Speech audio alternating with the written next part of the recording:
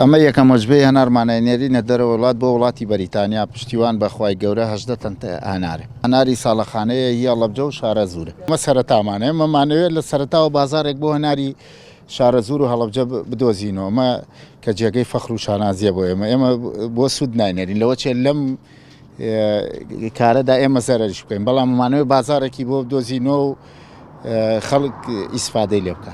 ئێمە کۆمەڵێشتی کوردەواری تری شەنێرین ئیمساڵیش برنجمان حازر کردووە بە وەجبەی پێشوو 7 تەن برنجی کوردیمان ناردووە، بەڵام ئیشەڵا لەم ئایندە برنجی کوردی کەیشەنێری. ئیشەڵا بۆ ساڵی ئایندە دیزایانی کارتۆنی شوتیشمان کردووە، شوتی شەنێرینە دەرەوەی وڵات. ئەمە کە ئەتوانێت هەلێک بێ بۆ جوتیارەکانی کوردستان.